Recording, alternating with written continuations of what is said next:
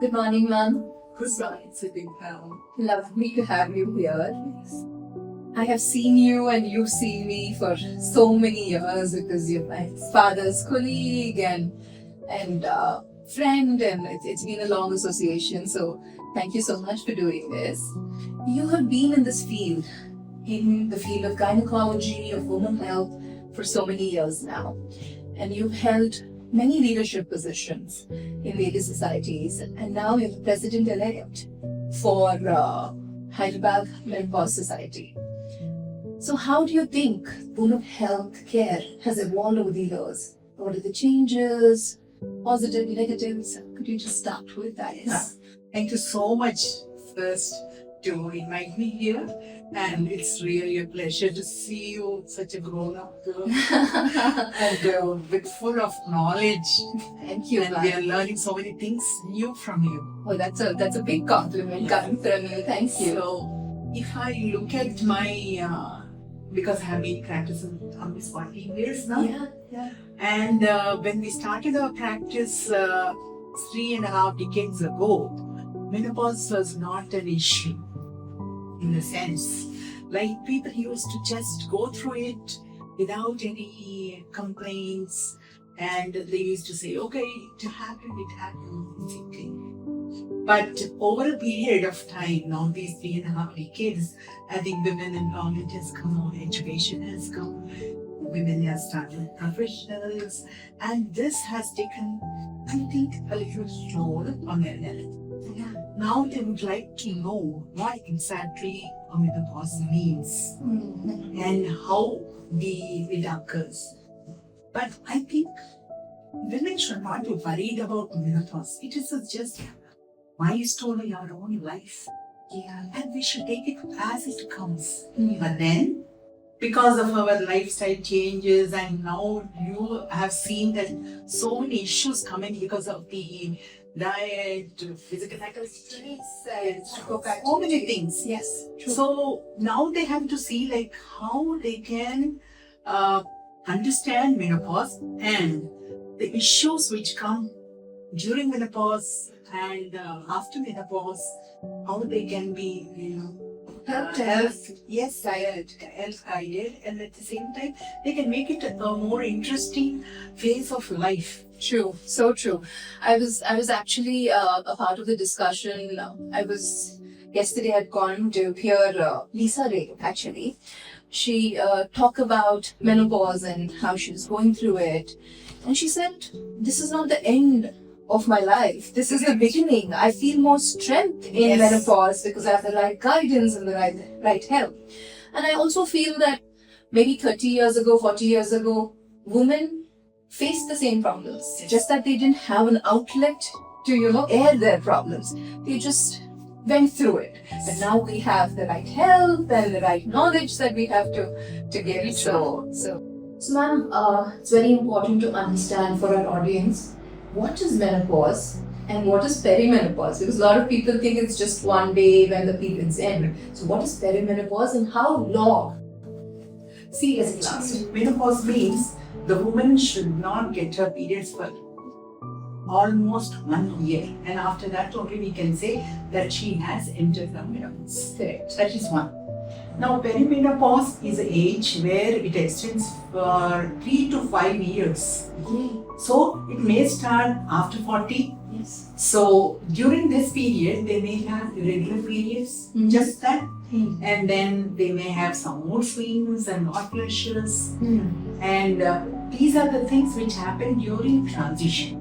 So that is not a menopause, but that is a window of opportunity wherein you can start thinking, okay, you are going to be menopause, then what you need to start. Correct. So that's one point I think all women should understand. And they should not get apprehensive about this. They should take it as a knowledge and then start looking at it, how to improve their health. And you know that you are doing all the lifestyle issues and all that. So many issues are being there now. So what is your take on when during transition or during menopause, how they can do their lifestyle? Well, I think there are many things that I want to talk about, but before that, can I ask you one question? Yes. Because women now hear so much information about menopause and perimenopause. They'll think that every symptom is menopause symptom. Yes. So what are these important symptoms that they have to be aware of? And some urgent or emergency symptoms that they have to immediately meet the doctor for? Yes. So irregular menstrual cycle. Let it be in any form, like too many times in a month or taking long 40 to 50 days and then heavy bleeding and intermenstrual spotting and all these things. They have to see a doctor. Correct. Yeah. And second thing is sometimes they have these vaginal issues also. So they should go to the doctor and check. And another one is hot flushes.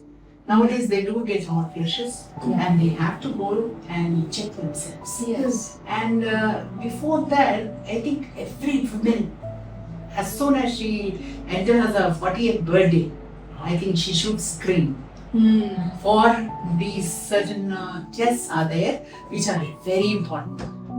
So those tests one has to go through, and every year they have to go through. So if everything is normal, it's a bonus. Yeah, that's great. So it is necessary for us not only for a reproductive cause, like we said. It's not, the menopause is not just a reproductive event. It is a metabolic event that we should be aware of. That's very important for the audience to know, because once your estrogen, which is acting on your bones, on your joints, because there are receptors in the brain, in the heart, in your blood vessels, everywhere in the body, and once estrogen starts declining, insulin resistance sets in. The weight that was usually distributed in the thighs and the hips for women is now in the belly and the liver, which is again leads to metabolic syndrome like we were talking about before. The bone osteoporosis sets in when estrogen goes low. Heart cardiometabolic risk sets in after menopause, and women and men equalize in their risk a decade after menopause. That's true.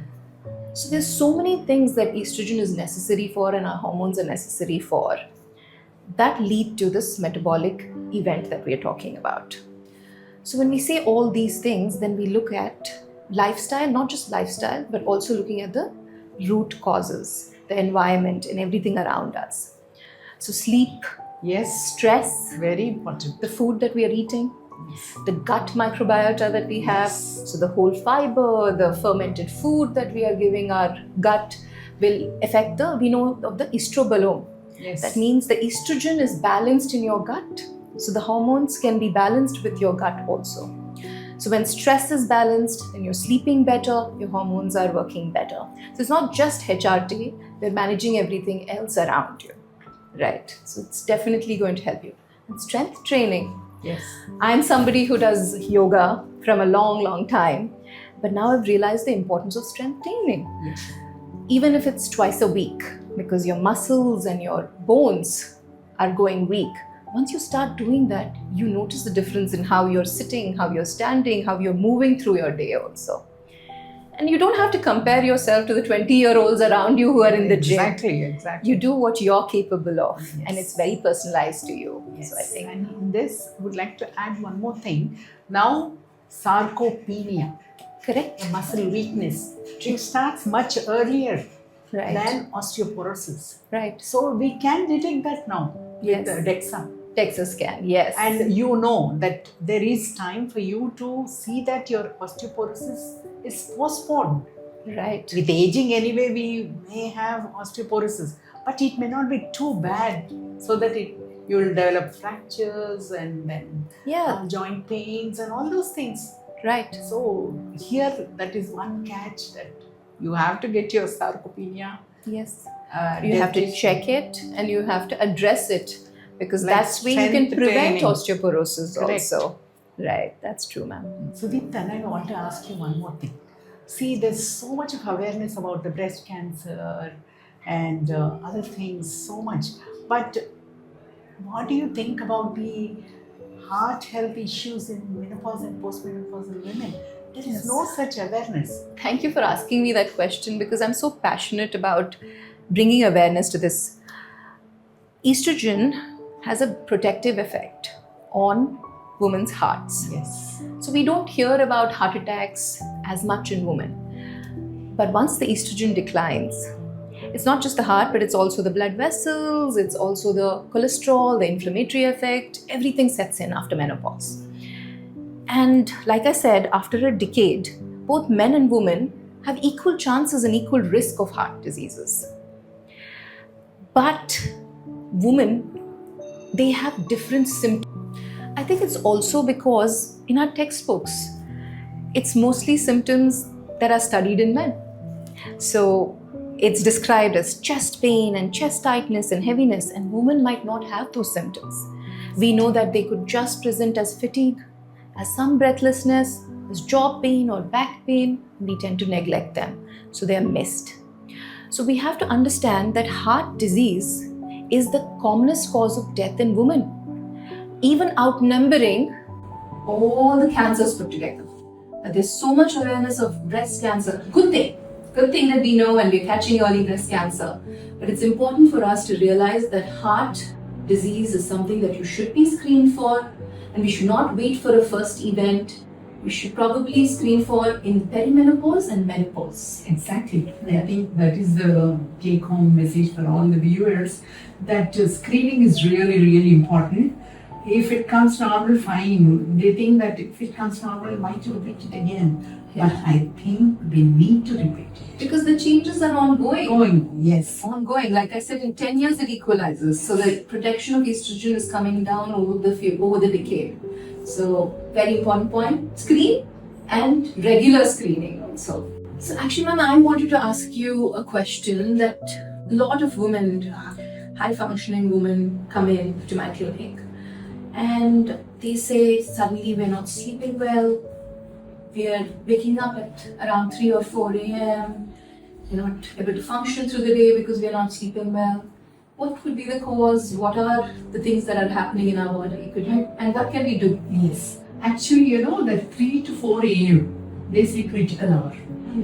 Because your cortisol start increasing during that time, and because they're making the body to be awake.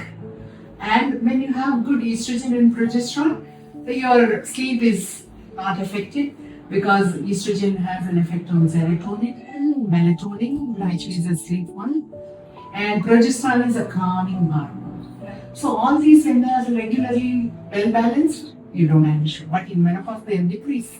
Right? So there the cortisol increases, and then the waking up becomes more. And because the body temperature is affected, you have hot flashes and sudden night cycles. Yes. And that makes you so uneasy. And that is the reason. I think they should start taking this, reduce the screen time, do some, reading exercises before going to bed, and mindful of the diet also. True. Yeah. And now, what do you think that how diet is going to be effective for a good sleep? So I think we all know of these good sleep hygiene, but we don't follow them. Yes. It's very important to protect our sleep, especially in perimenopause, and I'm going through that, I feel like, because my sleep has been affected. Like you said, the blue light, very, very important to cut off your phone and put it away in the next room. Do not exercise. For some of us, if we exercise beyond 5 o'clock or 6 o'clock, then we are more active through the night and we're not sleeping. So that's something that we can change to help our sleep. If we have enough magnesium, just checking our nutrients. Yes. And if we don't, then soaking our feet in Epsom salts and taking a few magnesium supplements, not for everybody, but who require them, is something that we can do, having magnesium-rich food.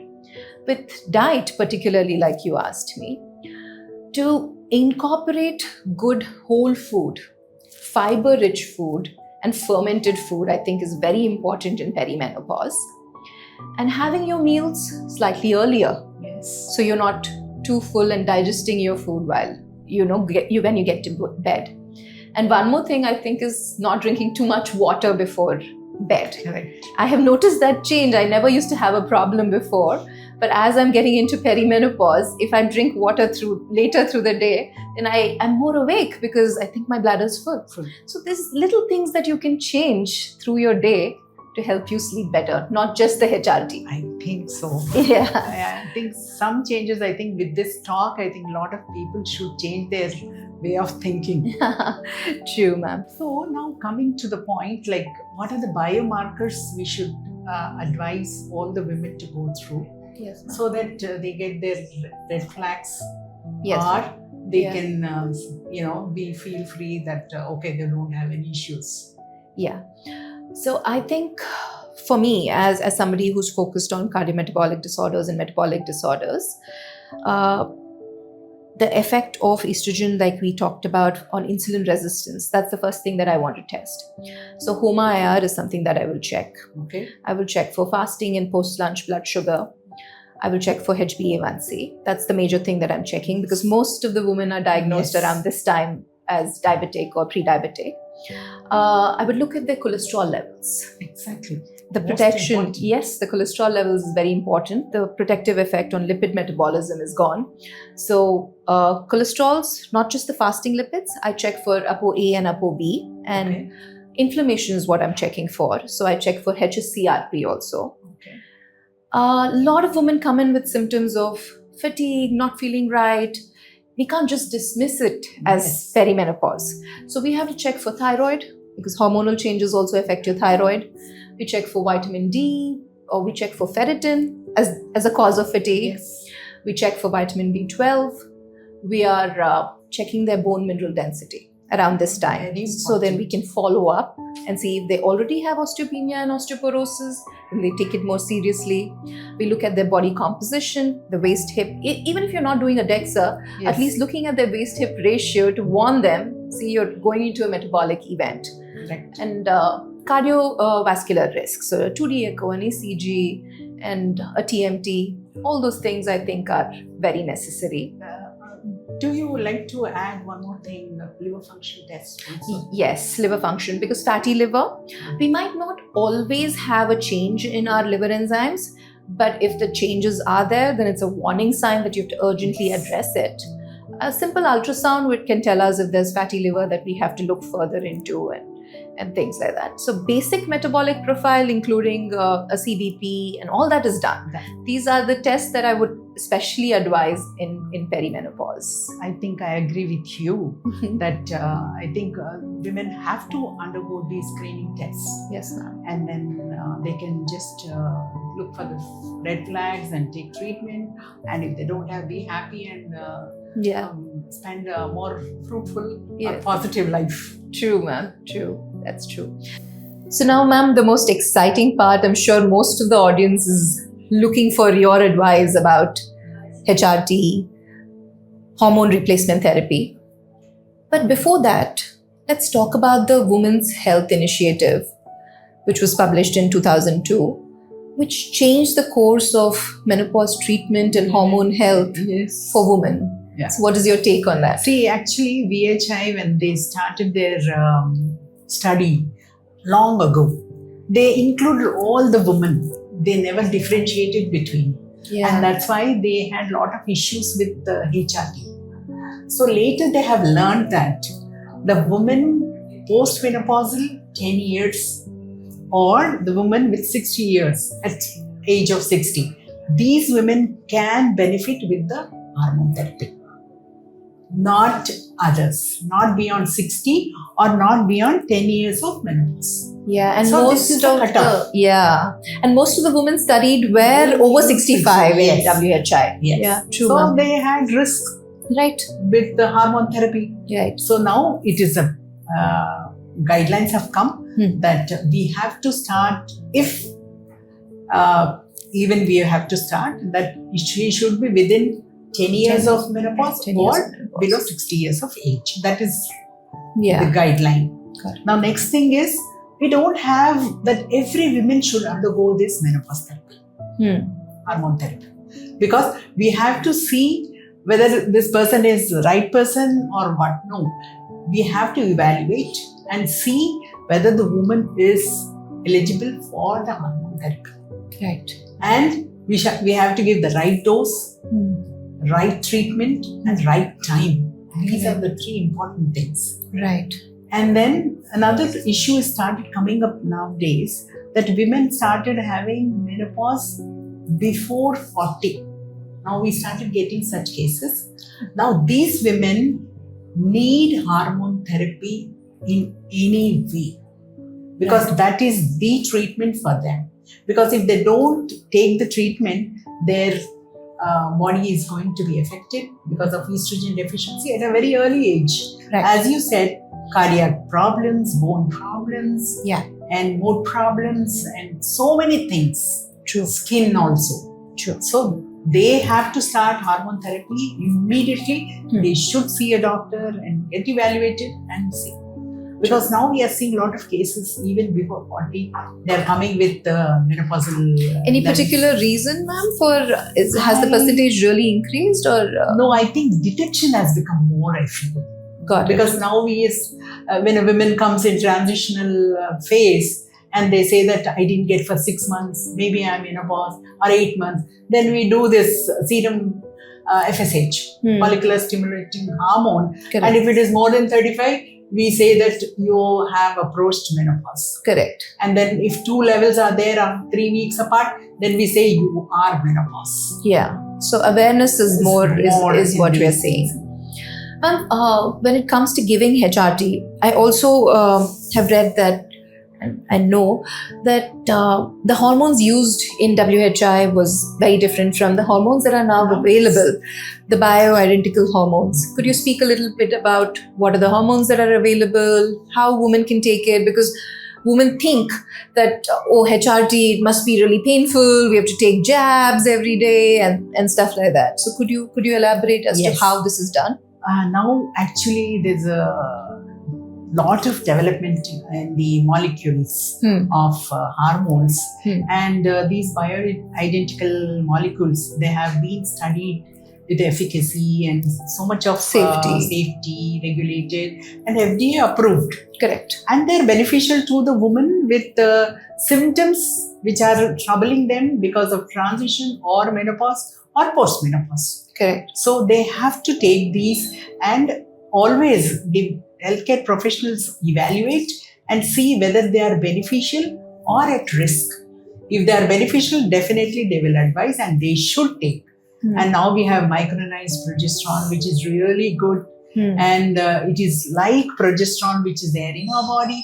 And the estrogen molecules also have become so convenient. Yeah. They are not like they're just creams. Yes. They're just creams and gels and Now women, if they come with the genitourinary issues, like they have itching or burning sensation or dryness, then we advise them. And this do not have any side effect. Yeah. It is very safe. Yeah. Even women with hypertension or with cardiac problem, they also can use it. Right. There is no issue about that. That is the safest. I know that's something that we should talk about, because a lot of women go through this vaginal dryness and frequent infections. They're mistreated or even treated as fungal infections because of the dryness and itching. And all you need to do is take an estrogen cream or a gel, and it's going to make your life so much more easier. So that's something that we have to probably address and let our audience know too. Right. Ma'am, thank you so much for doing this. This has been a wonderful conversation. I think the whole meaning of this exercise has been not to transfer medical knowledge, because that's there everywhere. It's probably to create the awareness, not only in women, but people around them. Have you faced situations like this where women are going through so much, they have so many symptoms, and the family doesn't even know that they're going through this? Exactly. I think that's a good question, because here the family, the woman, especially the homemakers, they do the whole work throughout the day, and once the kids are grown up, they go to colleges, morning to evening, nobody is there around. And then they have to be alone. And they have these mood swings and hot flushes and this irregular bleeding problems. And when the husband comes, or when they come and she starts experiencing all these things and she wants to share with them, I have these things, and I don't know, I'm getting irritated, I'm forgetting things. Suddenly I have to look for one thing so many times. Now what actually they say is, oh, I think your blood pressure must be high. Or now I think you're missing your work. Yeah. Or they'll say that must be Alzheimer's is setting in. Now the latest is. But they never think that a woman is going through her transition and menopause, and there are a lot of mood swings because of the hormonal disturbances, and she needs support. Yeah. That's it. Yeah. So sit with her, spend time with her, and make her feel comfortable. Take her to the hospital, to the doctor. Who's aware of menopause. Yes, and when the doctor is talking to the woman about her symptoms and all, the husband also should sit with them. Yes. And now I see that daughter will get the mother, and she want to help, and she want to understand what she's going through. Yeah. Which is very sad. Why not the men come or the son come? Yeah. And they understand. If the whole family is supporting her, it will be so wonderful. That's the reason now I tell all the women, when they are in their 40s and the kids have gone and they are there on their own, they do not have to take any charge of them except money. They are only, their importance is when they need money or some service they need from her. Apart from that, they don't need her. So I tell them that now it's the time that you start looking at your own hobbies. Yeah. Or, communities where you can join and learn something or enjoy, and then you can share. And I have seen a lot of women when they join these communities, whatever it is, like they're sitting and chanting Gayatri Mantram or something like that, or they have these kitty parties or whatever it is, but at least they are spending time for themselves. Yeah. So that gives a good relief. But I urge that all the family members should understand about menopause and support the woman for a better health of hers, which is very important for the whole family. So true, ma'am. So well said. I feel like menopause is stated as something that's really alarming, and it's a natural transition. Yes. Take the help that you need, find the support that you can, but remember that it's your time now. Yes. You have probably dedicated your life as woman to the rest of your family. You're working, you're balancing your family. Now is the time that those responsibilities have gone away. So take charge of your health, come meet a practitioner who can help you, and enjoy your life. I think that's more important. That's very important, I think. Yeah. Thank you so much. Thank you. Yeah. Thank you for inviting me. And I enjoyed talking to you. Thank you, ma'am.